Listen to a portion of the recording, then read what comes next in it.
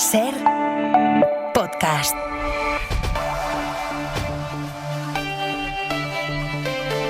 Y lo venimos contando, el mundo económico, también el político, empiezan a digerir una de las grandes noticias económicas de los últimos meses. El BBVA fracasa en su intento por comprar el Sabadell. Jefe de Economía de la SER, Jordi Fàbrega, hola de nuevo. Hola, ¿qué tal? Buenas noches. Vamos a situar las claves. Lo primero, Jordi, ¿podemos decir que este culebrón ha terminado ya de manera definitiva? De manera definitiva, porque no se ha alcanzado ni la condición mínima que hubiera abierto la puerta a que este culebrón continuara un poco más. Al final, solo los titulares del 25,5% de las acciones del Sabadell con derecho a voto han aceptado la OPA de BBVA, un banco que, visto el resultado, se da por vencido. Esto dice su presidente, Carlos Torres. La CNMV ha publicado el resultado de la oferta de BBVA a los accionistas de Banco Sabadell. Finalmente, la operación no seguirá adelante porque no se ha alcanzado el nivel mínimo de aceptación que habíamos fijado. Al final el resultado se ha acercado mucho a los cálculos que iba haciendo el Banco Sabadell y se ha quedado muy lejos de la confianza que mostraba BBVA en la última semana en convencer a los accionistas del Banco Catalán y de seguir adelante con esta operación. Así que punto y final a 18 meses de OPA, una operación que se planteó a principios de mayo de 2024 y que desde entonces ha arrastrado mucha polvareda económica a raíz de este intento de compra hostil. Y Jordi, más allá de las primeras declaraciones públicas, no sé qué análisis hacen las dos partes, tanto los ganadores como los perdedores, por decirlo así, de lo que ha ocurrido. Pues desde el lado de BBVA reconocen que evidentemente este resultado no es el que esperaban. Creían que era una buena oportunidad. Explican desde el entorno del banco que es una oportunidad perdida. En cuanto a los cálculos y al resultado final, sí que reconocen que la falsa expectativa que se había creado de una segunda OPA ha pesado y es lo que ha provocado que al final los inversores no hayan aceptado la primera oferta que estaba sobre la mesa. Dicen que la confusión ha sido parte de la responsable de que al final este porcentaje de aceptación haya sido tan bajo, de solo el 25%. Este es el análisis que hace BBVA. Desde el lado del Sabadell siempre han dicho que la oferta que había puesto sobre la mesa el BBVA era insuficiente, que no reconocía el valor intrínseco que tenía en el futuro el Banco Catalán, y recuerdan que una gran parte de la base de accionistas del banco son a la vez clientes, y eso hace que o la oferta es amistosa, es acordada, o es muy buena, o difícilmente sigue adelante. Vale, así es como lo están digiriendo las dos entidades, pero luego, Jordi, si ponemos la lupa, si analizamos, no sé en qué posición quedan los dos bancos, y aquí pienso a nivel estructural, ¿qué va a pasar a partir de ahora? Como a corto, por ejemplo, pensábamos, en la bolsa, ¿cómo se va a reaccionar? Y ahí ya tenemos alguna primera reacción. Sí, vemos cómo ha reaccionado la acción del BBVA en la bolsa de Estados Unidos. Ahí cotiza el BBVA a través de unos derechos sobre acciones que han subido alrededor de un 7%, ahora mismo un 6,7%, pero han llegado a subir un 8% cuando se ha conocido el fracaso de esta operación. Desde el banco explican que esto precisamente lo que demuestra es que la OPA estaba frenando el crecimiento de la acción de BBVA. En el caso del Sabadell, lo que tenemos que esperar es a mañana a ver cómo abre la bolsa aquí. Y sobre cómo quedan las dos entidades, pues tenemos por un lado al Sabadell, que termina el proceso más delgado que cuando lo empezó, porque por el camino ha tenido que vender su filial británica TSB al Banco Santander, mientras que BBVA sigue adelante con su plan estratégico, y dice su presidente, una vez conocida ya el fracaso de esta operación, que lo que van a hacer es utilizar parte de los recursos que pensaban utilizar en la compra del Sabadell en retribuir más a sus accionistas, es decir, en pagar más dividendos, incluso dividendos adicionales a sus propietarios, lo decía así. Y de manera inmediata aceleramos esta retribución. El 31 de octubre iniciamos la recompra de acciones pendiente de cerca de 1.000 millones de euros. El 7 de noviembre pagamos el mayor dividendo a cuenta de nuestra historia, de 32 céntimos de euro por acción, por un total de 1.800 millones de euros. Y tan pronto recibamos la aprobación del Banco Central Europeo, pondremos en marcha un significativo programa adicional de recompra de acciones. De momento, de lo que no dice nada es de utilizar este dinero para intentar comprar otro banco, ya sea español o de algún otro país. Jordi, es una operación económica, sí, pero que tiene un trasfondo político. Por lo menos ha salpicado la política. Pensaba pues en Junts condicionando negociaciones a las dificultades que se ponían desde el gobierno a esta operación. No sé si tenemos ya alguna reacción de Moncloa.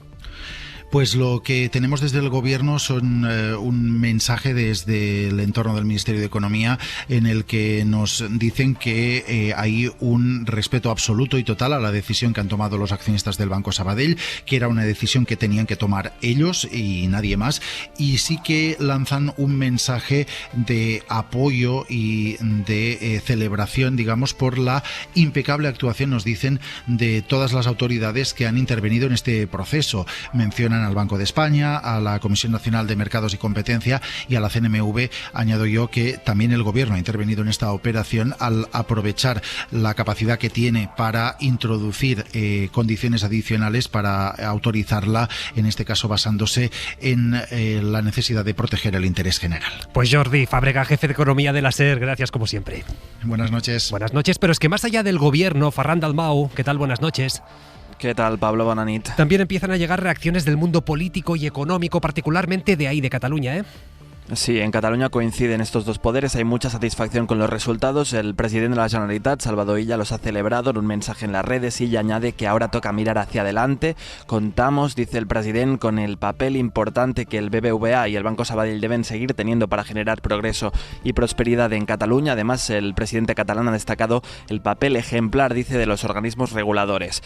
Y el mundo económico, más de lo mismo. Las dos principales patronales catalanas también celebran el desenlace. Foment del Treball asegura que Cataluña necesita un polo financiero como el Sabadell y que su continuidad facilitará que vuelva a liderar la economía española. Y Pimec considera, es la patronal de las pequeñas y medianas empresas, considera que el desenlace confirma el rechazo mayoritario del mercado a esta operación de compra, que habría tenido consecuencias, dice Pimec, negativas para la competencia bancaria. Gracias, Ferran Dalmau.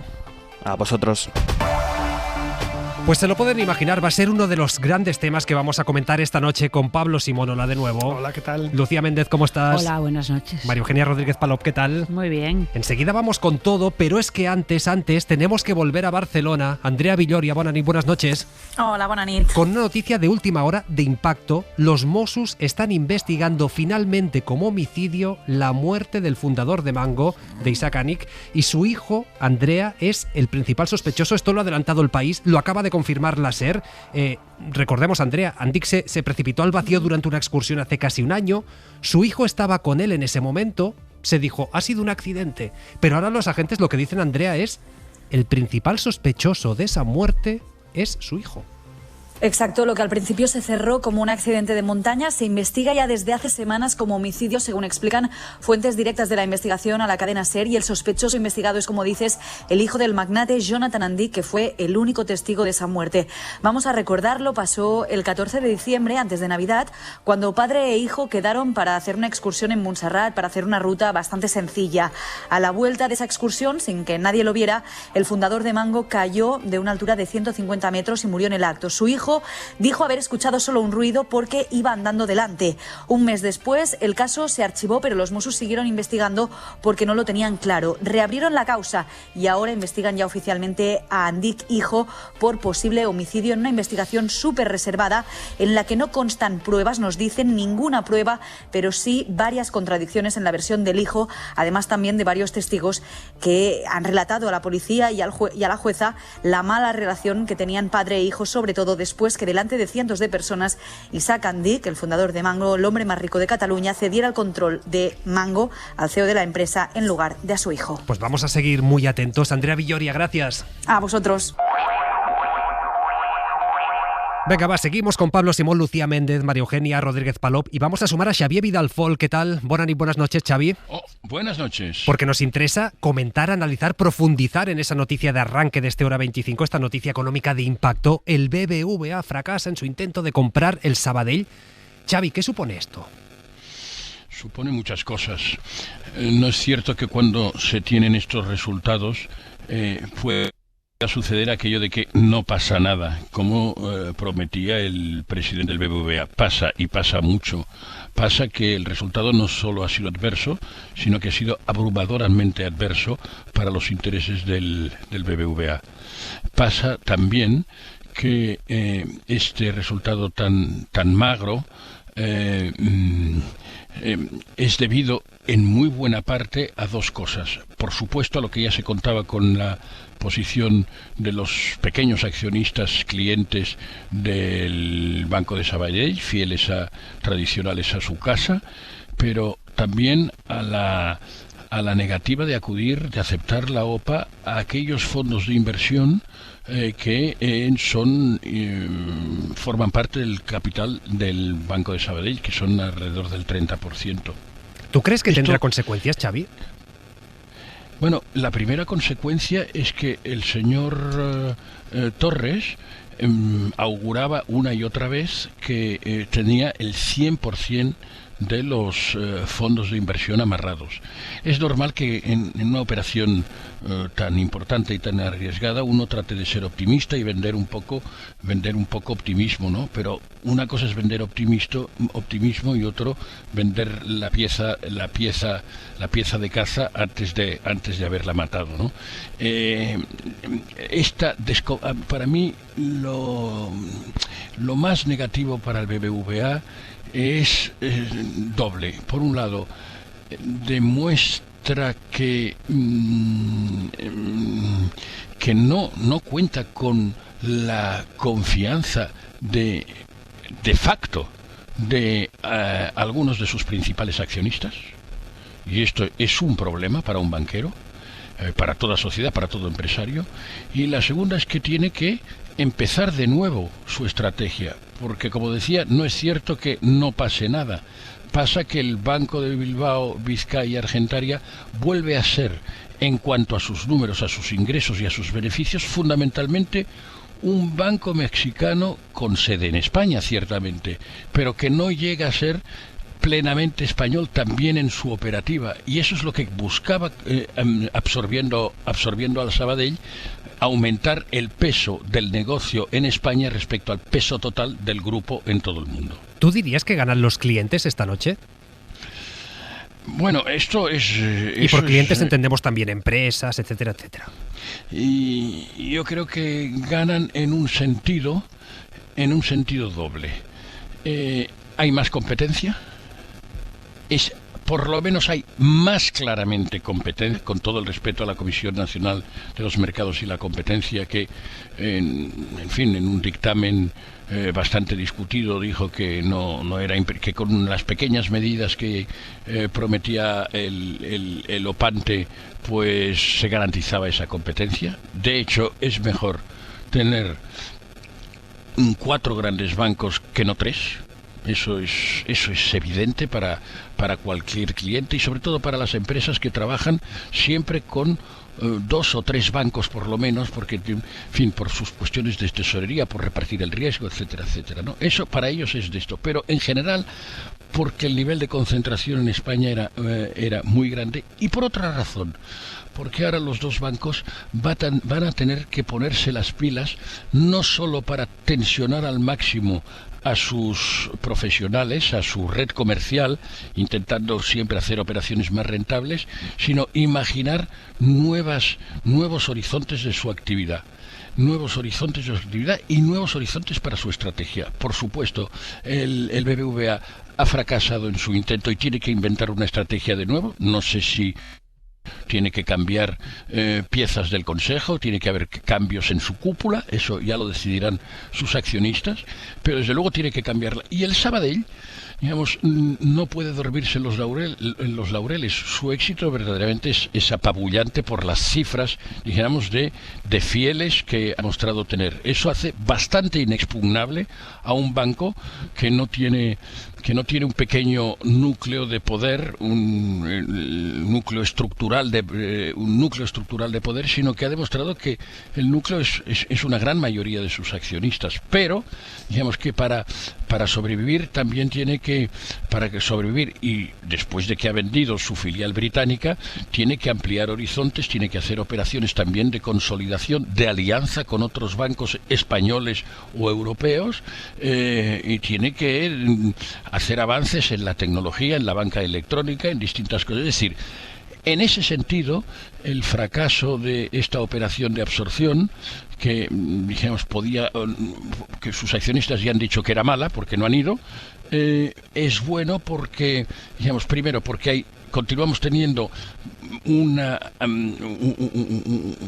catálogo de un número de bancos, por lo menos, digamos, que nos quedan reducidos a 3, los grandes bancos, y también porque los que hay tienen que espabilarse más. Pues estas son las páginas que quedan ahora por escribir de esta historia bancaria de España. Hoy se ha escrito una, que es que esta OPA fracasa. Lo hemos analizado con Xavier Vidal-Fort.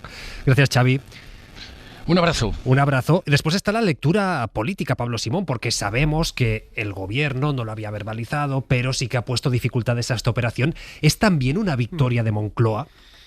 Yo creo que sí, hasta cierto punto. A ver, lo primero que yo destacaría es que probablemente jamás hemos visto una operación de OPA hostil tan obscenamente publicitada por tierra, mar y aire. Yo creo que el español que no se ha enterado de esta OPA ha sido porque no ha puesto la radio en prácticamente todo el año del que estamos hablando de esta operación. Y yo creo que lo es por efectivamente la trascendencia no solo económica, sino también política que tenía. El gobierno ha puesto múltiples trabas dentro siempre y buscando un equilibrio con los dictámenes de la Comisión de la Competencia y también con la regulación europea, precisamente alegando que esta OPA podía suponer no solo una concentración bancaria, sino también una potencial pérdida de empleo. Pero yo creo que la razón fundamental por la que se puede considerar que esto es una victoria desde una perspectiva política, tanto para el gobierno como, ojo, para sus aliados, tiene que ver más bien con la territorialidad de la entidad financiera. Es decir, con el hecho de que, como hemos visto, la reacción de la patronal catalana no puede haber sido más manifiestamente satisfactoria, igual que lo será seguro también el del Govern de la Generalitat y del propio gobierno, precisamente porque ellos interpretan que la existencia de un banco de raíz o de matriz catalana es fundamental también para el desarrollo económico de la región, algo que le interesa al gobierno de un lado para contrapesar a otras entidades y también evidentemente a los aliados o potenciales aliados del gobierno. Claro, es que Lucía seguramente no ha llegado al nivel de virulencia de Gas Natural Endesa, eso lo vivimos hace ya unos años, pero lo que decía Pablo, ha tenido evidentes connotaciones políticas, lo que a priori parecía una operación económica. No solo políticas, yo creo que esta operación nos ha llegado a todos, más o menos, ¿no? Sea de una manera o de otra, en fin, quizá los periodistas estamos más encima de esto, pero realmente yo he escuchado atentamente en los medios de comunicación, en todos, las explicaciones del BBVA y las de los portavoces del Banco de Sabadell, y no había color. Entre unas explicaciones y otras, la narrativa del Banco de Sabadell era ganadora sí o sí, es decir, defendiendo los derechos de los pequeños frente a los abusones grandes, diciendo que el pez chico grande se quería comer al chico y que ya estaba bien. Es decir, era la publicidad, ni te cuento, era una publicidad brillante, es decir, del Banco de Sabadell, digo, porque el BBVA no contaba nada, el BBVA decía: esto es muy interesante para ustedes. Tienen ustedes que comprar, tienen un teléfono, infórmese, no se dejen apabullar, pero no decía más. Pero es que la de Sabadell decía: no estamos defendiendo nuestra casa, nuestro barrio, nuestra ciudad, nuestras empresas, lo nuestro, que vienen a quitárnoslo, el típico abusón del colegio. San Jordi contra el dragón era uno de los anuncios. Pero bueno, que páginas diciendo no se come al pequeño, es que realmente era... La publicidad era muy brillante. Es verdad que se entiende poco bien desde el punto de vista de profanos, que somos nosotros, se entiende muy mal que el BBVA insistiera, a pesar de la obvia resistencia que había a esta operación hostil. Es decir, es que desde el minuto uno no hubo ni un amago de hacer una negociación, ni un amago de asumir, ni un amago de nada, y claro, los accionistas tampoco han estado...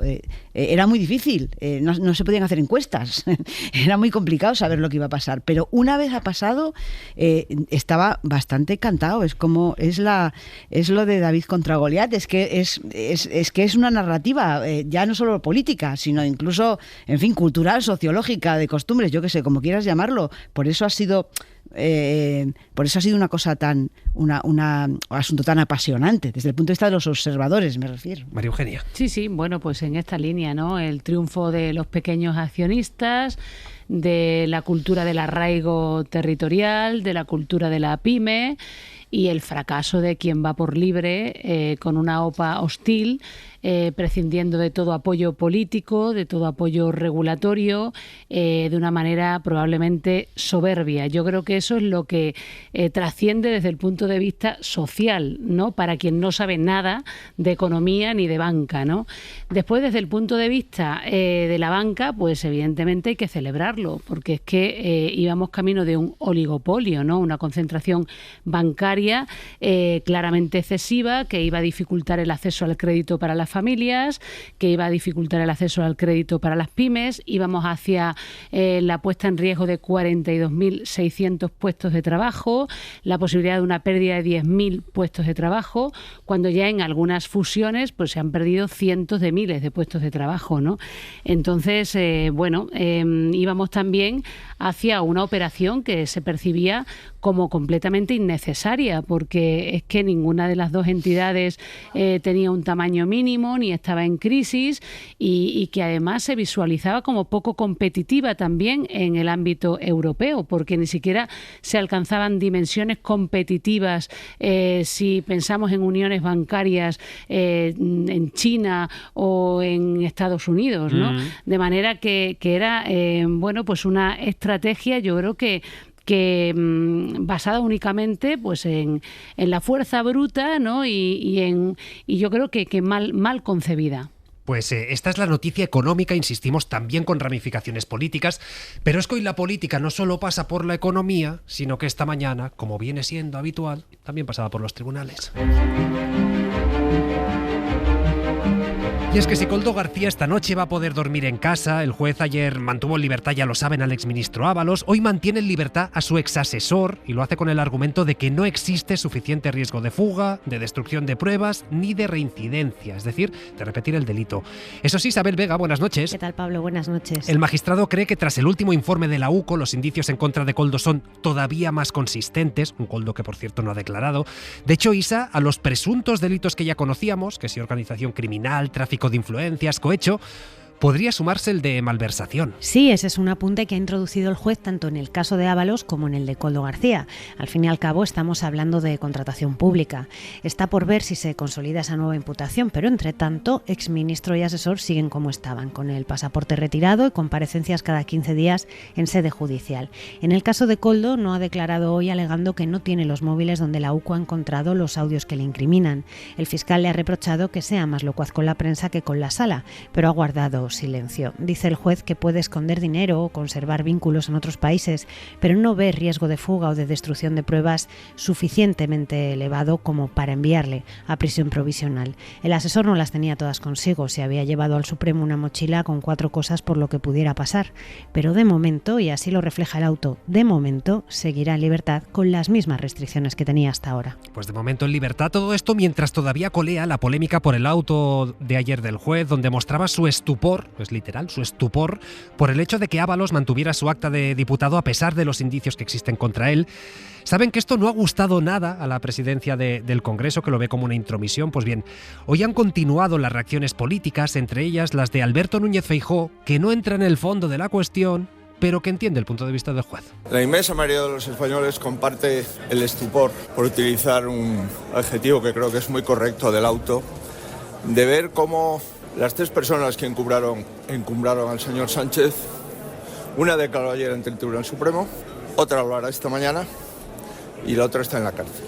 Pues no lo ven así, ni mucho menos, ni desde el Gobierno, ni desde el Partido Socialista. Escuchamos a la vicepresidenta Montero y a Pachi López. Yo creo que cada poder tiene que intervenir en su ámbito. Insisto, cada poder tiene que influir en su ámbito.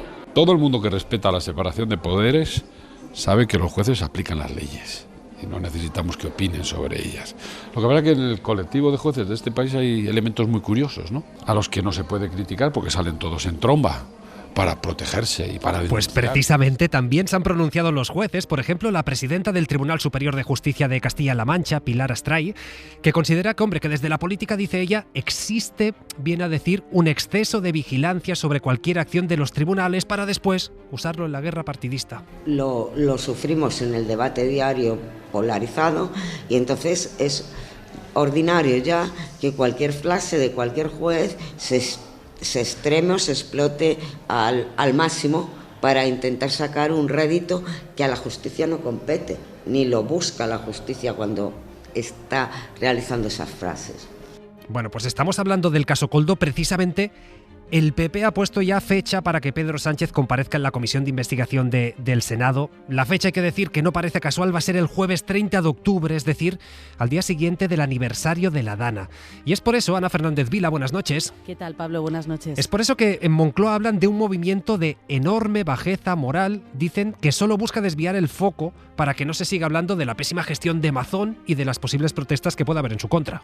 El gobierno cree que el PP va a usar esta citación de Sánchez en la comisión del caso Koldo como maniobra para desviar el foco una vez más de Mazón, para tapar sus vergüenzas, asegura un miembro del gobierno en privado. Los socialistas denuncian que se trata de un movimiento de enorme bajeza moral y avisan de que ni aun así creen que el PP va a lograr opacar el descontento con la gestión de Mazón, que se va a visibilizar el día 29 en los actos de recuerdo a las víctimas de la Dana. Creen en Ferraz y en Moncloa que no le va a servir de nada al PP esa comparecencia de Sánchez. El presidente acudirá, pero según fuentes gubernamentales no va a aportar nada nuevo, porque él ya ha dado todas las explicaciones que debía, dicen, y ni mucho menos va a entrar en el juego de una comisión que los socialistas consideran una performance impresentable, de la que están convencidos de que Sánchez saldrá reforzado. María Eugenia, ¿cómo ves este debate que se ha abierto a partir del auto del juez? Bueno, en primer lugar, tengo que decir que el estupor que el juez muestra no es el estupor que ha trasladado Feijóo. Él dice que siente estupor porque este señor sigue en su escaño. Después Feijóo dice que la gente siente estupor por otras cosas distintas. Reinterpreta. Se le interpreta por demás. Pero vamos, dicho esto, si un juez debe o no debe posicionarse en este sentido. Bueno, yo creo que en nuestro sistema se espera que los jueces interpreten y apliquen las normas. Y tienen además un ámbito de interpretación limitado y controlado. Que un juez muestre este tipo de opiniones o otro tipo de sesgos ideológicos en un proceso de estas características, yo creo que es de mal gusto y desde luego desenfoca. Otra cosa distinta es que fuera deseable desde el punto de vista de la higiene democrática que Ábalos renunciara a su escaño. Pues sí, desde luego a mí me parece deseable, ¿no? Y puede causar estupor en este sentido. En donde yo creo que el juez se excede es en decirle al Congreso que tiene que modificar el reglamento o que las normas tienen que ser otras, porque yo creo que el reglamento del Congreso en este sentido es apropiado. Lo que dice simplemente es que el juez tiene que informar al Congreso y tiene que pedir un suplicatorio y entonces el Congreso actúa. Por otra parte, tampoco estoy en concordancia, digamos, con lo que parece sugerir, que es que una persona sea apartada de su escaño cuando es investigada o imputada. Esto es peligroso, claro. Claro, yo creo que una persona tiene que ser apartada cuando tiene una sentencia condenatoria firme y eso, es lo que establece nuestra norma. En esa parte es donde yo creo que él se ha excedido y merece de alguna forma pues la reacción por parte de los diputados en el Congreso. Y termino. Un escaño tampoco es completamente disponible, ni está a disposición de la persona que lo ocupa, sea para protegerse, sea para tramar una venganza o sea para cualquier otra cosa, ni tampoco los jueces ponen y quitan diputados en los escaños, ¿no? Entonces, los escaños son una cosa seria, tienen que ver con la soberanía popular y no tienen nombre y apellido ni para bien ni para mal, ¿no? Lo que es cierto, Pablo, es que sí que hemos visto en los últimos años ciertos usos de la justicia, por así decirlo, con finalidades políticas. Pienso en muchas causas que se han archivado. Pero es un debate delicado, es decir, efectivamente no puedes dejarlo a expensas de la apertura de un juicio oral, pero también desde el punto de vista ético, moral, ver a Ábalos entrar como si nada al Congreso de los Diputados... Exacto, es decir, yo comparto la idea de que el juez tiene que ser prudente y por lo tanto en el auto no puede hacer esas manifestaciones, pero en la cuestión de fondo yo no puedo estar más de acuerdo, es decir, no deja de ser algo que hasta cierto punto condiciona la honorabilidad del conjunto de la Cámara. Planteando el dilema, que yo creo que está muy bien tirado, que es, ojo, porque esto puede suponer el que terminen dimitiendo diputados y esto suponga un menoscabo simplemente porque se le abra un juicio oral.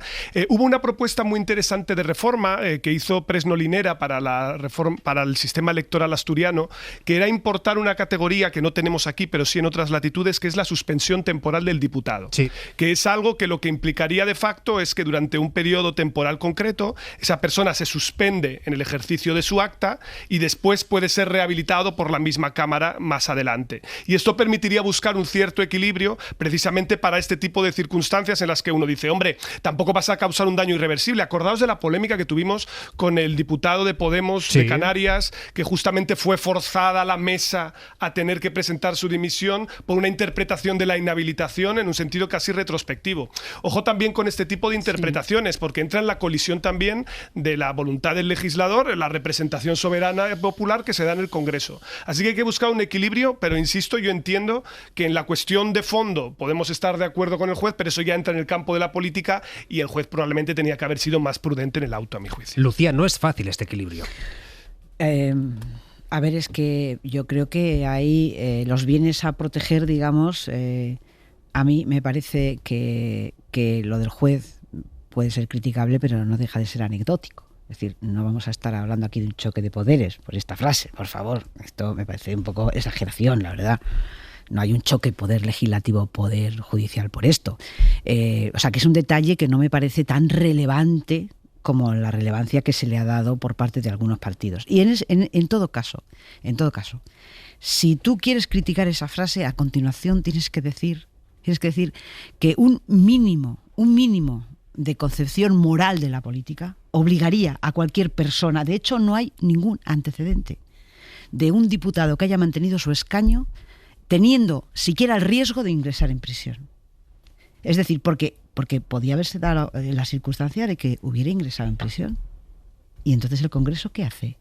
Es decir, es que realmente la posición en la que el señor Ábalos está poniendo él mismo a la Cámara es una posición de verdad que debe ser censurada, muy censurada, gravemente censurada, porque es que no hay derecho cuando decimos la protección jurídica de la que goza el escaño y el diputado, es que protección jurídica, pero no para esto. Es decir, no para esto. Nadie pensó que un diputado pudiera arrastrar por el suelo la honorabilidad de la Cámara manteniendo un escaño que debería haber abandonado. Es decir, desde todos los puntos de vista. Este es el fondo. Es decir, lo que yo echo de menos en las reacciones campanudas que ha habido en el Congreso por parte de algunos partidos es que hayan dicho, vale, el juez no puede decir eso. A continuación tienen que haber dicho, hay que exigirle al señor Ábalos que deje el escaño. Es que sin eso todo lo demás no me sirve. Es decir, porque el fondo del asunto es el que es un gran escándalo. No, estupor es incluso pequeño lo que se me ocurre a mí para lo que podría, cómo podría calificarse. Es decir, que el juez haya puesto esto no deja de ser una anécdota que dentro de un año nadie se enterará. Es decir, ahora, lo que está haciendo el señor Ábalos no es una anécdota. No es una anécdota porque perjudica la imagen de la política, porque ensucia la política y desde luego la política no está sobrada de credibilidad precisamente ante la opinión pública como para que estos señores sigan comportándose así. Pero bueno, hay un hecho incontrovertible, ¿no? También es cierto, solo para apuntar a esta idea, que es que su voto es necesario. Claro. Es decir, que esto a mí me parece un elemento, las mayorías. Claro, cuando intentamos entender por qué precisamente el PSOE mantiene un equilibrio complejo aquí, es justamente porque el diputado... Pero la lista corre si abandona el escaño. Claro, pero él si no quiere abandonarlo, cuidado con que de repente se coloque en el no de manera sistemática. Lo que yo digo es que debería haber una presión grande sobre este señor para que dejara el escaño, una presión brutal de toda la Cámara, a eso me refiero. No, o sea, ya se sabe que reglamentariamente no se puede, ¿vale? Hasta que no haya una condena. Pero debía haber una presión política y real sobre este señor para que dejara el escaño. No, yo creo que la presión procede, en efecto, porque le está pervirtiendo de alguna forma el uso del escaño, ¿no? Porque lo está utilizando para como una estrategia de defensa. En buena parte no hay riesgo de fuga porque tiene un escaño. Y entonces, justo porque tiene un escaño, puede que no esté entrando en prisión preventiva, ¿no? Entonces, claro, después se está eludiendo, bueno, pues a la Audiencia Nacional y, en fin, también lo usa a veces como una forma de venganza, porque al final está en un grupo mixto y amenazando con votar en contra. Entonces, claro, es una perversión. Todo bien. Todo lo que está haciendo es genial. Estamos explicando, no evaluando. Es la diferencia entre explicar y justificar. Por supuesto, es una postilla. Ojo, que no nos enteramos en casa. Vamos a seguir ahora con el análisis político porque queda todavía mucha tela que cortar. Vamos a hablar de la Dana. Por supuesto que vamos a hablar de la Dana porque hay movimientos al respecto. Será en un rato, pero vamos a hacer un paréntesis para hablar de una realidad. A veces no nos fijamos en cosas que son importantes. Accidentes laborales. No sé si somos conscientes de la cantidad de gente que llega a morir en España. Llevamos 400.000 accidentes de trabajo, de ellos casi 500 mortales. Y a veces no le prestamos atención. Hoy en Hora 25 lo vamos a hacer. Hora 25.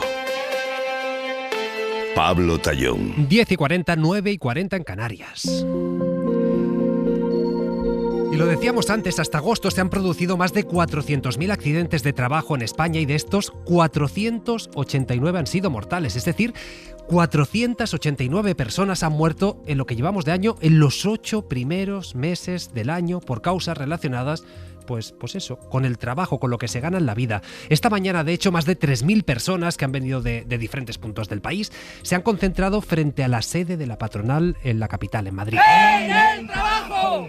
¡No más muertes! ¡Queremos salud! Estefanía Salvatierra, ¿qué tal? Buenas noches. ¿Qué tal, Pablo? Buenas noches. Estas cifras que estábamos dando son muchas, son impactantes, sí, pero están ligeramente por debajo de las registradas hace un año. Pero vemos que en sectores como la construcción, por ejemplo, las muertes se han incrementado un 20%. Un 20%. Es mucho. Sí, es muchísimo. Hasta agosto, 113 trabajadores del sector han fallecido y aquí todavía no aparecen, por ejemplo, los 4 que murieron hace unos días en Madrid. Es verdad. En la construcción se han producido hasta agosto 52.000 accidentes que han requerido una baja laboral, aunque podrían ser muchos más, porque estos trabajadores consideran normal accidentes leves que se producen y por los que ni siquiera van al médico. Te hablo, por ejemplo, de caídas, de tropezones. Claro. Se aguanta el dolor y a seguir. Uno se golpea y como somos personas que estamos acostumbrados a este tipo de trabajos, pues no le damos mucha normalización. Quiere decir que lo dejamos ahí. De repente somos un poquito, nosotros no somos conscientes.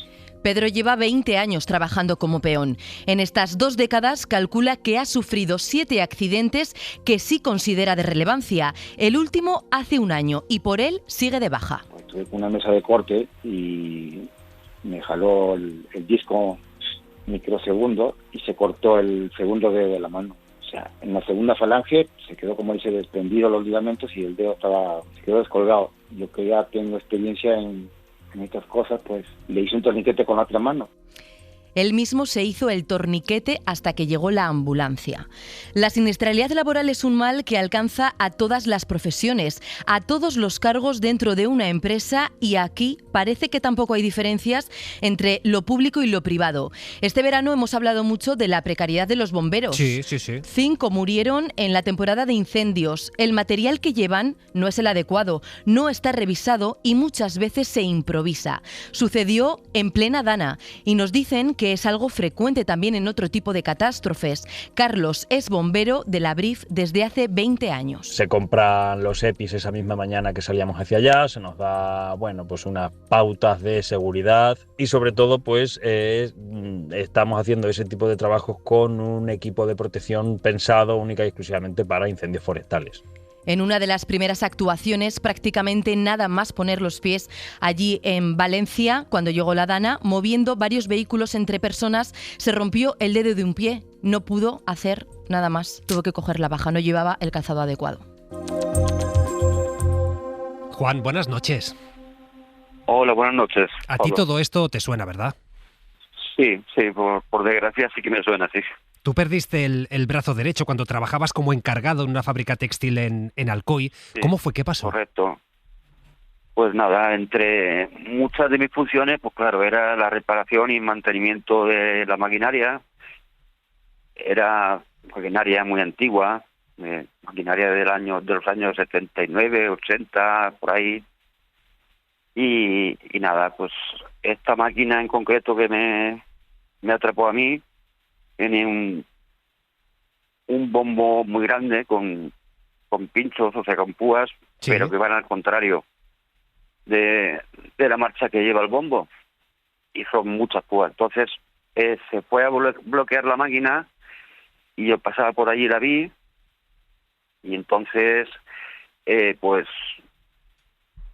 fui a evitar que se bloqueara. Cogí una pistola de aire,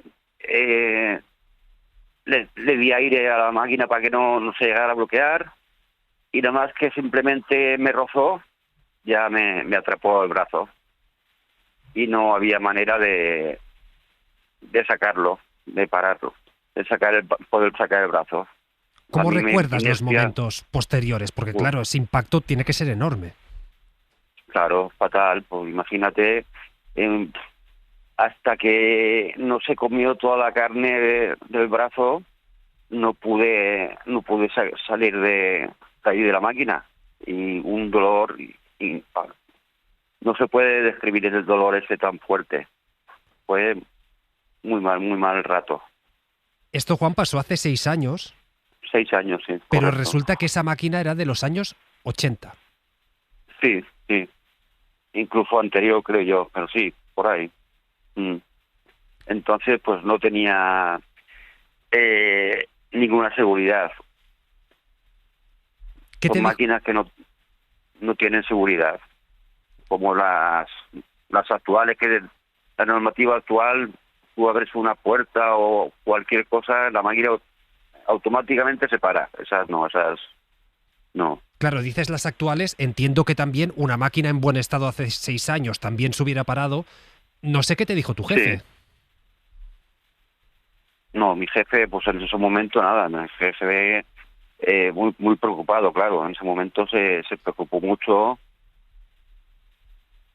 y claro, y vio lo que se le venía también encima. ¿Por qué denunciaste?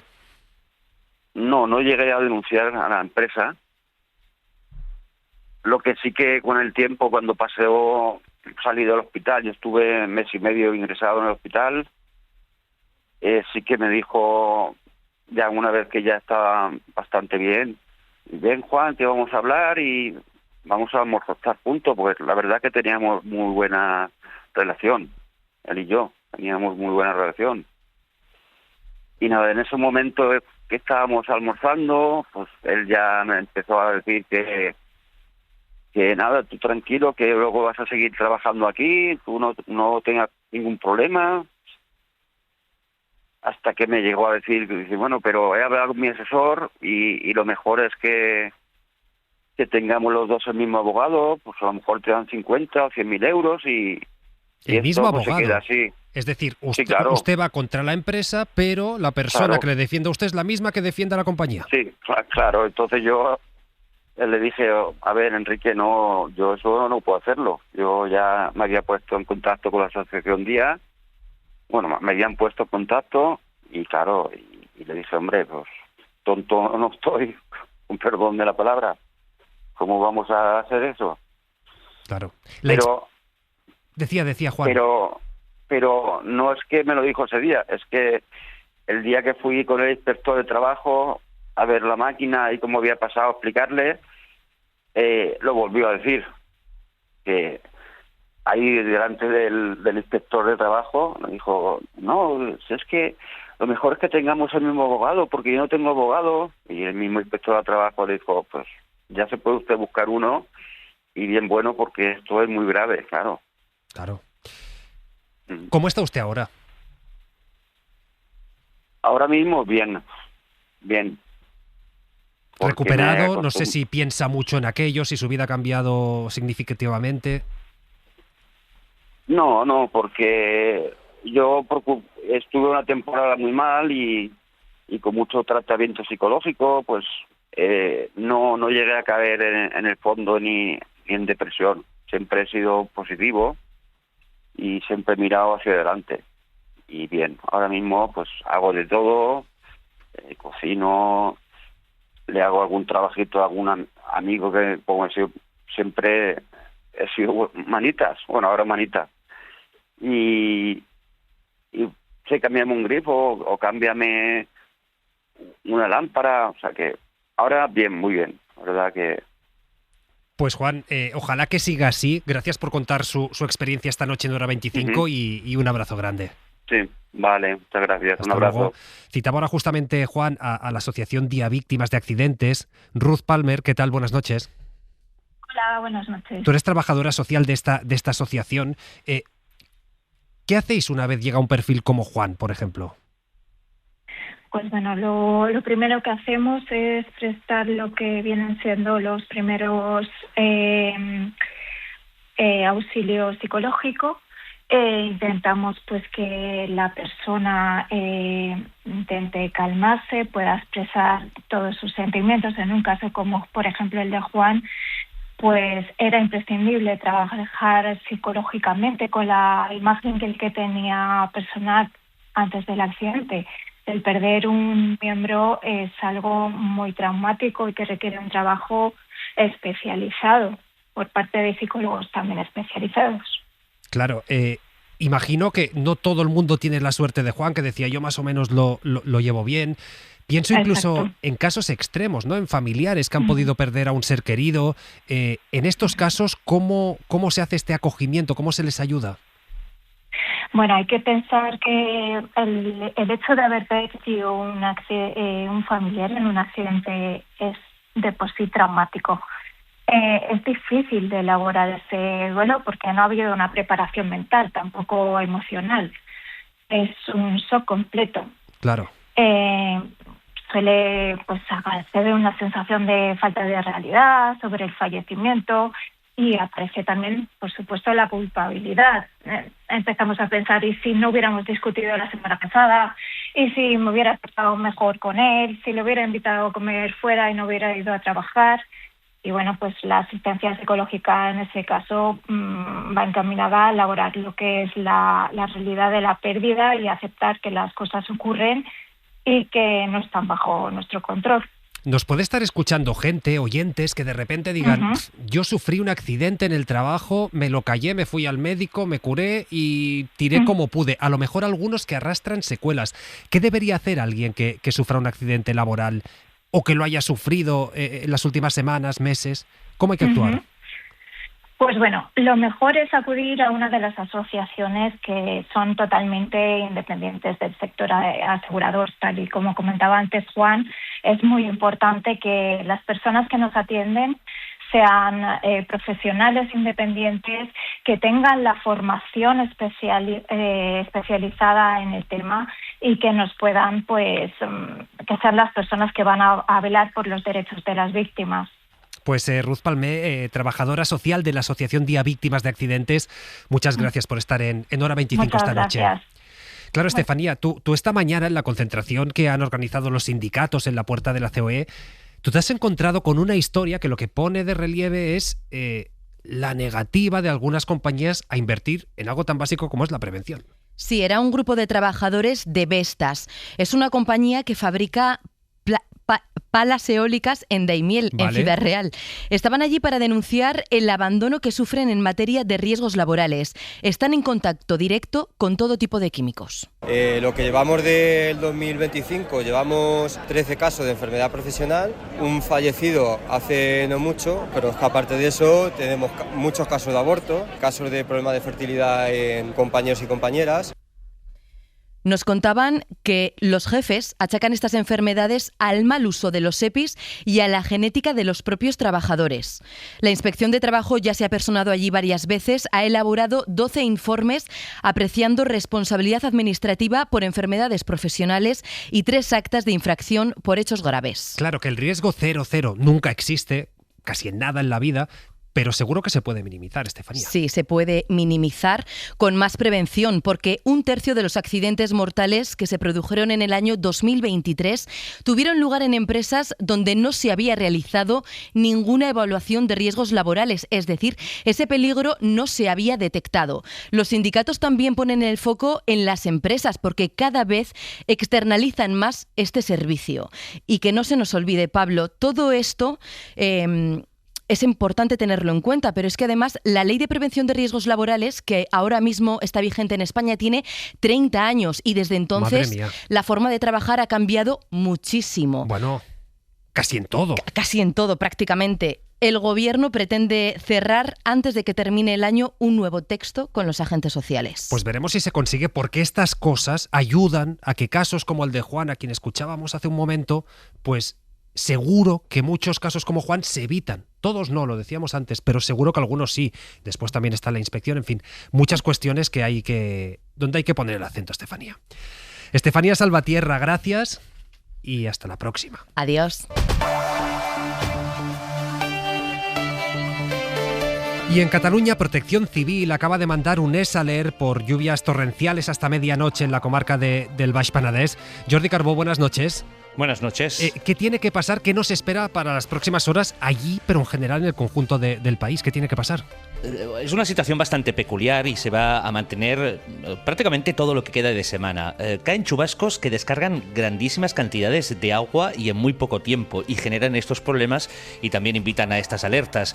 Pues bien, esta situación que afecta, por ejemplo, ahora mismo en la misma ciudad de Barcelona solo en algunos barrios, en otros no cae ni una sola gota, se irá repitiendo durante la madrugada en prácticamente cualquier punto del litoral mediterráneo, pero sobre todo en el de Cataluña. Las tormentas que ahora afectan también el interior, como Cuenca, van a persistir y acabarán llegando al interior de la Comunidad Valenciana ya avanzada la madrugada, también con aguaceros. Y mañana pues se va a repetir más o menos lo mismo. En muy pocos sitios va a llover, pero especial atención cerca del Mediterráneo y en el centro de la península, donde aquí además las tormentas pueden ir acompañadas de granizo, y en la mayor parte del país muchas horas de sol y temperaturas todavía muy altas. Pues sí, gracias Carbó. Adiós. Hasta ahora. Y después de hora 25, ya lo saben, llega el larguero con Manu Carreño. ¿Cómo estás? Hola, Pablo. ¿Qué nos espera hoy? Nos espera muchas cosas y muy buenas. Es que hay buen menú. Hay buen menú, hay esto buen menú. Antes Gallego nos contaba ya algunos titulares y pensabas... Luego hablaremos con Vicente del Bosque, que es nuestro invitado del día. ¿Tenéis hoy a Vicente del Bosque? Hoy tenemos a Vicente del Bosque, hablaremos de muchas cosas con él. Y mañana hablaremos de la lista que va a dar Sonia Bermúdez, que es la nueva seleccionadora española de fútbol. Su primera lista. En esa lista te cuento a esta hora que va a estar Jenny Hermoso. ¿Lo podemos ya confirmar? ¿Jenny Hermoso vuelve a la selección? Bueno, igual cambia de opinión esta noche, pero ahora mismo lo normal es que Jenny Hermoso esté mañana en esa lista de convocadas. Qué bueno. Está jugando ahora muy bien, está marcando muchos goles y seguramente sea la gran noticia mañana. También hablaremos de la victoria de Carlos Alcaraz, que ha ganado esta tarde en Arabia Saudí a Taylor Fritz. Se mete en la final contra Sinner en ese torneo de Arabia Saudí en el que por un módico precio de 6 millones te puedes llevar por jugar 2 partidos en Arabia Saudí, que es 1 millón más de lo que se lleva, por ejemplo, el ganador del US Open, que ha sido Carlos Alcaraz, que se llevó 5. Es una locura. Es decir, el gran slam más importante del mundo del tenis paga 5 millones al ganador, que ha sido Carlos Alcaraz, por irte a Arabia a jugar este torneo, que son 2 partidos, 6 millones para los tenistas. El uso de los petrodólares es lo que tiene Arabia Saudí. Así que buen menú y un protagonista con el que abrimos el larguero, que ese ahora no te lo puedo desvelar. ¿Qué dices? A las 11:30 le escuchamos. Es decir, me has contado a Vicente del Bosque, no me vas a contar el secreto, cómo debe ser el secreto. Manu. Bueno, es interesante, es una charla interesante. Pues va a desvelar uno de los mayores secretos de los últimos días en cuanto a lesiones de jugadores. Esto los jóvenes le llaman hacer hype. Bueno, por ejemplo. Pues aquí dejamos el titular. Van a pasar cosas en el larguero. Gracias, Manu. Adiós, Pablo. Hasta chao. ahora. Hora 25. Pablo Tallón.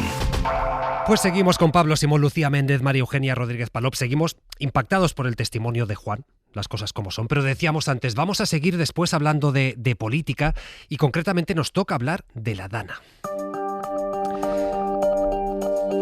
Y es que una de las asociaciones de víctimas mayoritarias no quiere que Carlos Mazón acuda al funeral de Estado. José Forés Romero, buenas noches. Buenas noches, Pablo. La presidenta de esta entidad cree que la presencia del presidente es ingrata, es incómoda. Sí que es verdad que asume que difícilmente su petición va a llegar a buen puerto. Se trata de la asociación que más familiares de víctimas mortales representa. Es la que agrupa a más de 160 familiares de unos 85 fallecidos el día de la Dana. Y califican de incómoda la presencia de Mazón en el funeral. Bueno, incómodo se queda muy corto. Nos parece muy ingrato que vaya. Su presidenta, Rosa Álvarez, le pide directamente que no acuda, aunque admite que no podrán evitarlo, ya que forma parte de las instituciones del Estado. La Asociación de Víctimas Mortales de la Dana, 29 de octubre, no queremos que vaya Carlos Mazón, porque no sería muy congruente que quisiéramos que viniera cuando le estamos solicitando a toda hora su dimisión y que se ponga a disposición judicial. Aparte, consideramos que es el máximo responsable de la muerte de nuestros fallecidos, con lo cual no, taxativamente no queremos que vaya. Los familiares, además, están dejando claro estos días, en su respuesta a las invitaciones que están recibiendo, que no quieren que el jefe del Consell asista. Y Álvarez pide que todo el protagonismo en ese acto lo tengan las víctimas y sus familias. Pues más allá de esto, hoy los socialistas valencianos han cargado contra Mazón, contra Feijóo, por aquello que dijo el líder popular de que el presidente le mantuvo informado en tiempo real de la evolución de la Dana. Esto a pesar de que la primera llamada entre ambos fue prácticamente a las 9:30 de la noche. Claro, hoy Mazón tenía una oportunidad para aclarar aquello, pero ha preferido echar balones fuera. Lo ha hecho hablando de corrupción, de encuestas o de Venezuela. Señor Muñoz, muy buenos días. Es mi primera intervención después del hecho aquí en las Cortes Valencianas y no quiero que haya ningún género de duda. En nombre de la libertad y en nombre de la convivencia, como presidente de la Generalitat, quiero felicitar públicamente al nuevo Nobel de la Paz, María Corina Machado. Bueno, pues Corina Machado. No lo ha aclarado Mazón, no lo ha aclarado Génova, porque nos hemos puesto en contacto, hemos preguntado, oiga, ¿cómo se puede estar informado permanentemente en tiempo real y que después la llamada sea a las 9:30 de la noche? Lo primero que nos dicen es, no es incompatible esto, no es incompatible. Después le hemos dicho, hombre, a lo mejor es que se intercambiaron WhatsApp. ¿Sabemos cuántos WhatsApp se intercambiaron Feijóo y Mazón el día de la Dana? Nos dicen, no controlamos las comunicaciones del líder del partido. Pero claro, también nos dice una cosa Génova. Dice, cuando hablaron por teléfono era cuando Mazón ya tenía toda la información, cuando ya había ido al CECOPI. Pero es que esta afirmación, esta frase, lo que viene de algún modo a reconocer es que el presidente valenciano no disponía de toda la fotografía completa, de todo el mapa, de toda la información de su comunidad, según esta versión de Génova, hasta las 9:30. Lucía, ¿cómo se explica esto? ¿Esto último? Sí, todo. Bueno, a mí me parece que este episodio de que Feijóo dijera que estaba informado y luego tal, a mí este episodio, francamente, teniendo en cuenta la gravedad de las responsabilidades en las que ha incurrido el señor Mazón, me parece casi lo de menos. No está al nivel, poquita cosa. Claro, si lo comparamos una cosa en una balanza, irrelevante, poquita cosa es esto. Sobre todo porque, bueno, realmente es que decir, ¿qué más da? ¿Qué más da que el señor Feijóo estuviera o no informado o no hablando? Es decir, el señor Feijóo no tenía ningún papel que hacer aquí, ninguna gestión, con lo cual, pues, en fin, me parece un detalle más, que no creo que añada nada. Hombre, el señor Mazón no debería ir al funeral de Estado, no por nada, sino porque es que no debería estar ya en su cargo un año después. Esta es la cuestión. Pero al margen, ya fíjate, al margen de los detalles concretos y de especificar qué tipo de responsabilidades, cuáles son, es tan claro que el señor Mazón no estuvo a la altura de su cargo, de la relevancia de su cargo, que en fin, por una cuestión mínima de dignidad, y estoy hablando también, como antes dije, del señor Ábalos, por una cuestión mínima de dignidad, si se tuviera, en fin, si tuviera un poco de no sé cómo decirlo, de principios, de valores, de convicciones democráticas, es decir, tendría que haber dejado su cargo hace mucho tiempo. Cuando se dio cuenta de que no podía hacerse cargo de una tragedia y de una desgracia tan grande. Y yo, en fin, yo solo, pues se pueden, fíjate tú, todas las contradicciones que ha habido, no sabemos lo que hizo esas 4 horas, sigue enredado en la cosa del ventorro, que no sale de ahí. Al margen de eso, de verdad, yo no conozco de verdad a ningún presidente autonómico, a ningún alcalde, a ningún responsable político de ningún partido, de verdad, que a las 2 de la tarde, habiendo miles de llamadas al 112, aún asumiendo que no sabría lo del Barranco del Pollo, que es una desgracia que a lo mejor no se podía prever, me da igual. Las llamadas al 112 eran miles ya a mediodía. Pues habría que ver las televisiones. Aunque solo fuera, es decir, aunque esas llamadas no fueran tan graves como luego sucedió, cuando hay todas esas llamadas es que pasa algo. Entonces no comprendo cómo nadie de su equipo puede no ir al presidente autonómico, al alcalde, al ministro a decirle, es que hay miles de llamadas al 112. Es decir, no, fíjate, te estoy hablando de una cosa sencilla, no entiendo cómo alguien se puede comportar así, es que no lo entiendo. Ya no estoy ni exigiendo responsabilidades, es que me parece increíble. Me parece increíble que haya alguien que pueda que pueda considerar que eso es normal y que puede seguir en su cargo después de hacer eso, de no saber, de no querer saber, de no poder saber, de decir que no le avisaran de nada. Es decir, porque claro, es que el señor Mazón tiene escoltas, tiene ayudantes, tiene jefe de gabinete, tiene asesores, tiene conductores, tiene jefes de prensa. Es decir, es imposible. No puede ser que no supiera nada. Y claro, la conclusión es que sí sabía y se quedó tan a gusto allí comiendo, ¿no? Como dice la comensal que estaba con él, lo ha explicado en una carta, ¿no? Diciendo que las horas... Que recibió llamadas, claro, que le atendió el teléfono. Bueno, es que ella tampoco queda muy bien, porque siendo periodista y no le preguntaba qué tipo de llamadas eran y por qué estaba hablando de lo que estuviera hablando, pero, es decir, todo esto lo sabemos, pero no por él. No porque lo haya explicado. Entonces, claro, después de explicar eso, lo que tendría que hacer es dimitir. Es que no entiendo tampoco por qué su partido no le ha obligado a dimitir un año después. Claro, pero es que además sorprende, Pablo, que después le preguntan, bueno, ¿y va a optar a la reelección? Bueno, Dios dirá si voy a optar. Es decir, no sé si él es consciente de la gravedad de lo pésima que fue su actuación, por decirlo fino, aquel día de la Dana. Ya, yo creo que, y aquí hay 2 patas. La primera es que para el propio funeral de Estado, obviamente el máximo representante ordinario del Estado en la comunidad autónoma es el presidente de la Generalitat. Y evidentemente la asistencia del presidente es obligatoria. Lo que ocurre es que no debería continuar como presidente y tenía que haber presentado su dimisión hace mucho tiempo, sobre todo porque yo creo que es una ofensa continuada a las víctimas el que él continúe en el puesto. O sea, es imposible no revivir y revictimizarse continuamente mientras que él siga al frente. Además, y esta es otra consideración, lo que vamos conociendo sobre cuál fue su actuación durante aquel día, por desgracia, no tiene mucho que ver con la transparencia política y sí con el avance de la instrucción judicial. A la hora de la verdad termina siendo la jueza de Catarroja la que está poniendo negro sobre blanco precisamente cosas tan básicas, ¿no? Como recordarnos a todos que la competencia era de la comunidad autónoma y no del Estado, que esta negligencia de actuación pudo tener un coste en vidas humanas por no haber dado las alertas a tiempo, e incluso condiciona el propio comportamiento del presidente porque está también mirando de reojo a su propio destino judicial, no por nada, sino porque acordaos que en la Dana que hubo hace, creo recordar, 1 semana o 2 semanas, que hubo también un acto del PP en Murcia, ante la duda el presidente no fue al CECOPI, no se terminara deduciendo de ahí que él tiene que estar en el CECOPI según hay una alarma, ¿no? Por lo tanto, ante la duda no aparezco por allá para que se vea que no pasa nada porque yo no estuviera en ese día en el CECOPI. Claro, esto evidentemente lo distorsiona todo. Lo distorsiona todo en la política valenciana.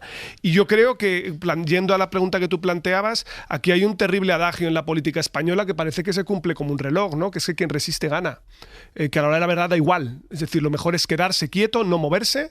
Y como a la hora de la verdad Núñez Feijóo, que además ha tenido idas y vueltas, porque al principio parecía que no iba a hacer nada y le respaldaba. De hecho, atacó, si os acordáis, los primeros días de la Dana casi más duro él al gobierno central que el propio Mazón. Luego recula recula, luego se judicializa el proceso y parece inminente su caída porque Núñez Feijóo va a poner toda la carne en el asador, pero luego es broma y vuelve a retroceder otra vez y finalmente... Dijo que no estaba a la altura. Claro, sí, no, pero lo dijo... Ya, pero luego le ha dado un abrazo fuerte en la convención del... Es decir, ¿en qué quedamos? Claro, pero esto es parte del problema estructural que tiene la propia línea del Partido Popular a nivel nacional. Y te voy a dar un dato que yo creo que para mí es revelador. El momento en el que se abre el flujo de votantes que se va del PP hacia Vox en una cifra de aproximadamente 700.000 votantes, hoy están en torno al doble, es justo con la Dana. Es decir, el propio PP a nivel nacional no se da cuenta que el que no tenga el motor de la Comunitat Valenciana funcionando le está alejando al propio Núñez Feijóo de la Moncloa. Que el propio Mazón, ya no por apelar a la dignidad, sino al interés, ¿vale? Ya vamos a probar todas las estrategias posibles. Señor Feijóo, si no es una cuestión de que usted considere o no digno a que Mazón continúe, si es que es un problema para que usted sea presidente del gobierno. Claro. Es que, María Eugenia, esa imagen que intentaba proyectar el PP de yo soy el que gestiona bien. Hombre, se te desmonta cuando tienes en Valencia un Mazón habiendo actuado como actuó en la Dana y no asumiendo responsabilidades. Bueno, en ese caso de Valencia y en otros tantos, ¿no? En Madrid, en Andalucía, en fin, eso de que el PP gestiona bien, pues es muy, muy cuestionable. Aquí ya se ha dicho lo que había que decir, ¿no? No tiene ninguna lógica que este señor continúe en su posición, y de eso sí que genera estupor, escándalo, como decía antes Lucía, ¿no? Es una auténtica vergüenza, y yo creo que debería avergonzar a Vox o incluso al propio Partido Popular el poderle mostrar su apoyo. Yo he llegado a pensar que es que debería haber causas tasadas para convocar elecciones y causas tasadas para no convocarlas, ¿no? Esto de que se puedan convocar elecciones o no a gusto, ¿no? Y según interese, a lo mejor hace falta repensarlo, ¿no? Porque este es un caso clarísimo en el que, si no una dimisión, al menos sí tenía que haber habido una convocatoria de elecciones, ¿no? Se ha comportado de una manera completamente cínica. Le ha dicho la jueza de Catarroja que prácticamente su relato era el fruto de una ficción, ha mentido, se ha contradicho a sí mismo varias veces, ha dado bandazos. El otro día, bueno, como tú has explicado, ¿no? Salió hablando del premio Nobel, dijo que las encuestas favorecían al PP, obviando que Vox se lo está comiendo y que el 80% de esas personas no lo quiere allí, y en fin, ha estado eludiendo sus responsabilidades e intentando encima capitalizar todo el proceso de reconstrucción, ¿no? Es decir, es que no hay palabras. No me extraña que las víctimas no lo quieran ver cerca, que quieran que dimita, que declaren sede judicial. Además, es que dijo que estaba en contacto permanente con ellas, que tenía sus puertas abiertas, que fue en aquel momento en el que las víctimas se levantan y se marchan, ¿no?, de las cortes, sí, porque es que ni siquiera ha contactado, ¿no? Yo no sé, lo decía antes también Lucía, ¿no? Se ha quedado el hombre ahí en el ventorro. Yo no sé exactamente qué fue lo que pasó allí, pero desde luego hay un elemento patológico en el personaje y en su historia, ¿no? ¿Debería de motu propio decir no voy? Porque decía Pablo, no puede Hombre, no ir, es el presidente que debería, de la por supuesto, pero claro, como no ha dicho no a nada, pues entonces nadie espera que diga no voy. O sea, la gente lo que espera, como dice Pablo, pues es que permanezca en su ser, el ser permanece en su ser, y que el señor pues se plante allí y le dé lo mismo lo que las víctimas piensan y los procesos de revictimización. Sí, claro que de no hecho, si puedo ir. plantear una hipótesis, esto no lo confirmaremos hasta el propio día, yo creo que no se va a despegar del rey ni un milímetro. Ya. No, pero ni un milímetro, porque va a ser es lo mismo que ocurrió en su momento en Paiporta, es decir, quedarte pegado a la figura institucional para intentar así que los abucheos hasta cierto punto se amortigüen, porque desde luego protestas va a haber, es inevitable. Claro, o sea, se pegará el rey para decir, bueno, no se sabe a quién abuchean, si a mí o al rey. Va a ser un poco... ¿No? Y estamos en eso, por desgracia. Es decir, sí, creo que estamos horrible en eso, y no hablando de que las ayudas siguen tardando en llegar, que tenemos en teoría teoría el general Gampan Pols, que por cierto ha tenido algunas declaraciones un poco desafortunadas a propósito de la autoprotección de las víctimas, y luego hablamos de la ejecución de las ayudas que no llegan. Claro, y todo eso lo vamos dejando atrás y nos olvidamos del drama humano, de la realidad de los que están allí. Hablamos solo de Mazón, pero no de las personas que han estado directamente afectadas por una tragedia que ha dejado una cicatriz ahí enorme y que sabemos que desde luego va a permanecer mucho más tiempo. Pues quizás esa función de tapón es la que está apreciando el Partido Popular, porque otra cosa, desde luego, ya no se puede apreciar ni en él ni en su desempeño, ¿no? Pues veremos en 2 semanas este aniversario, primer aniversario ya de aquella trágica Dana. Obviamente, más allá de lo político, que es relevante, lo importante aquí es las víctimas, la reconstrucción. Estaremos siguiéndolo, por supuesto, de cerca desde la cadena SER.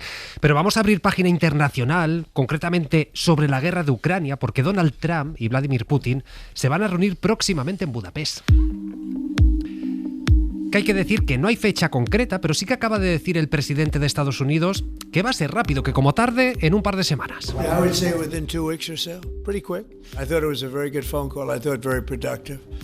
Que dice Trump que su conversación con Putin, que se ha alargado durante más de 2 horas, ha sido productiva. También así la define el Kremlin. Vamos a saludar a Pablo Morán, jefe de internacional de la SER. Buenas noches. Hola Pablo, buenas noches. Esta charla hay que decir que se produce pocas horas antes de la reunión que van a mantener en la Casa Blanca Trump y Volodymyr Zelensky. No sé, Pablo, con todos estos elementos, asumiendo que acumulamos ya unas cuantas expectativas frustradas, ¿podemos decir que la guerra... ¿En qué punto dirías que está, Pablo? La línea de batalla en Ucrania apenas se ha movido unos pocos kilómetros cuadrados en los últimos meses, eso a pesar del altísimo coste, especialmente en las tropas rusas. La ofensiva está en la retaguardia, como explica el analista Jesús Pérez Triana. Cada bando está lanzando contra la retaguardia enemiga drones y misiles, y ahí es donde Ucrania está haciendo avances, golpeando duramente la capacidad de refinamiento de la industria petrolera rusa. Una capacidad de ataque que se puede incrementar con los misiles Tomahawk que estarán mañana encima de la mesa. Trump dice estar dispuesto a enviarlos a Kiev si no hay avances hacia la paz. Son de alta precisión y esto le permitiría golpear las fábricas de producción de drones, las fábricas de armamento, los centros de comunicación o de mando estratégicos de Rusia. Con la llamada de Putin de esta tarde y el encuentro con Zelensky mañana, Trump quiere extender a Ucrania su impulso pacifista después del alto el fuego en Gaza, pero los ucranianos están dispuestos a resistir, como señala Carmen Claudín, investigadora senior del CIDOB. Tiene una población totalmente motivada y a pesar del hecho de estar absolutamente exhaustos y a pesar de querer tener paz ya, no la quieren tener a cualquier precio. Aquí hay un factor importante de incertidumbre, que es el propio Trump, lo imprevisible que es. Que Trump no es un actor fiable, es un inculto, no está preparado y obviamente es amigo de Putin y tiene un sesgo clarísimo prorruso. Ucrania sigue siendo una guerra de desgaste y está por ver si la solución comercial a la que recurre Trump funciona en este caso. Bueno, pues está el conflicto de Ucrania, que no termina. Está el alto al fuego también en Palestina, que no acaba de consolidarse en los términos pactados. Resulta que Israel sigue retrasando la apertura del paso fronterizo entre Gaza y Egipto para que pueda circular la ayuda humanitaria. Victoria García, buenas noches. Hola Pablo, buenas noches. Y aquí lo más nuevo es el anuncio del gobierno de Netanyahu de que el domingo previsiblemente va a reabrir este paso. Lo que pasa es que no sabemos si es para eso, es decir, para que circule comida, medicamentos, o solo para que los ciudadanos lo puedan cruzar. Claro, aquí hay que recordar, Vicky, que Israel sigue impidiendo la llegada de toda la ayuda que se pactó y lo hace con el argumento de es que Hamás no ha devuelto todos los cadáveres de los rehenes, que esto es algo prácticamente imposible en un territorio reducido a escombros precisamente por la acción del ejército israelí. De hecho, Hamás acaba de lanzar un comunicado asegurando que siguen comprometidos con este acuerdo, pero que necesitan tiempo y sobre todo que necesitan equipamiento para poder recuperar estos cadáveres que siguen bajo los escombros. Dicen que ese equipamiento no está disponible y que no lo está precisamente porque Israel prohíbe la entrada de material en la franja. Pues Israel y Hamás llevan intercambiando acusaciones de violaciones de alto al fuego desde ayer en medio de tensiones por el flujo de ayuda a Gaza y advertencias de que la crisis humanitaria en el devastado territorio corre el riesgo de deteriorarse aún más. El acuerdo de alto al fuego firmado la semana pasada generó esperanzas de que un aumento de ayuda humanitaria finalmente entrara en el territorio, pero la mayoría de las restricciones se han mantenido en su lugar. Las autoridades israelíes han anunciado que el cruce de Rafah con Egipto va a permanecer cerrado al tráfico de personas al menos hasta el domingo y que posiblemente no se abriría a los convoyes humanitarios. Tom Fletcher es de la Agencia de la ONU para la Ayuda Humanitaria y ha estado hoy allí en el paso de Rafah. La apertura de Rafah, controlada por Israel desde mayo del año pasado, es crucial para que lleguen suficientes ayuda humanitaria al territorio. Israel acusa a Hamás de violar el acuerdo de alto al fuego al no devolver los restos de todos los rehenes fallecidos. Hamás devolvió los últimos 20 rehenes vivos, pero solo regresó a 9 de los 28 cautivos fallecidos. Dice que necesita ayuda especializada para recuperar al resto de entre los escombros.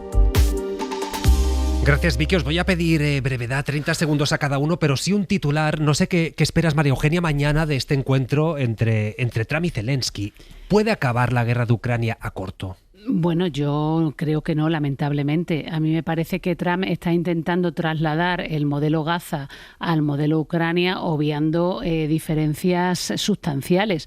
Para empezar, que Israel es dependiente militarmente, o era dependiente militarmente de Estados Unidos, y Rusia es una potencia nuclear completamente autónoma. Después, bueno,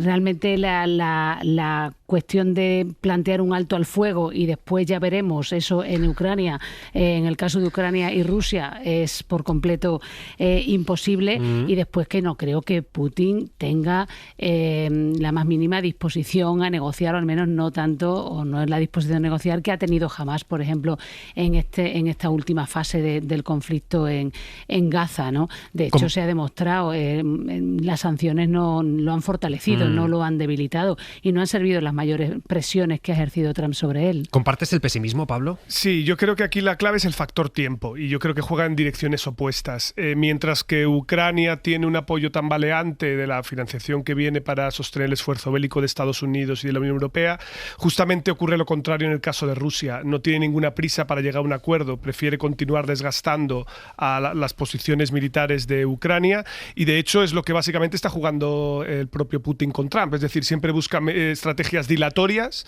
para continuar con las operaciones bélicas sobre el terreno. Lucía, 20 segundos. Pues yo, después de lo que ha pasado en Oriente Próximo y después de la realidad que han contado los cronistas de que ha sido el yerno de Trump, promotor inmobiliario, quien ha conseguido que Netanyahu y Hamás se avinieran por supuesto Netanyahu, a dejar de bombardear y de matar a mujeres, hombres y niños, yo no estoy tan segura, porque el mundo tiene una lógica en este momento que no es lógica, no es sentido común, pero yo no estoy tan segura porque aquello también parecía difícil. Pues veremos. Ahora son las 11:27, punto y 25.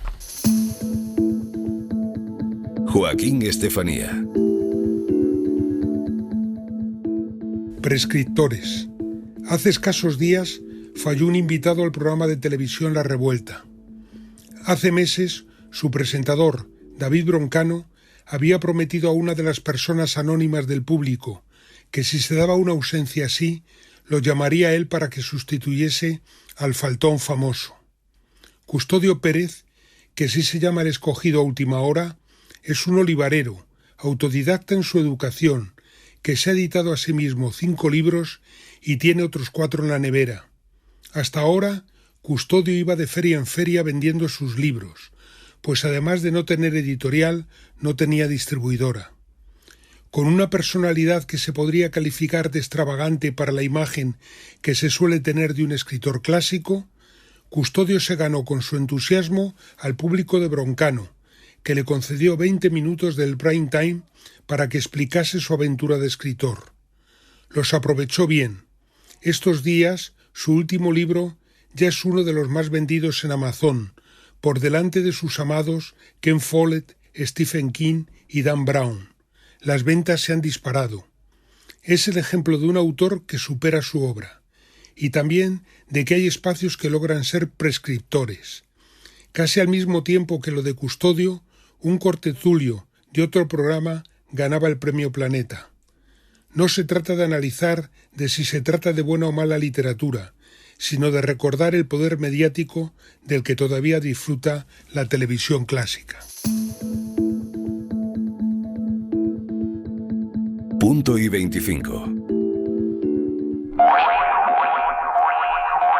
Pues no queda tiempo para debatir sobre ese tertuliano de otro programa. Pablo Simón, Lucía Méndez, María Eugenia Rodríguez Palov, gracias a los tres. Buenas gracias a ti, buenas noches. Para no perderte ningún episodio, síguenos en la aplicación o la web de la SER, Podium Podcast o tu plataforma de audio favorita.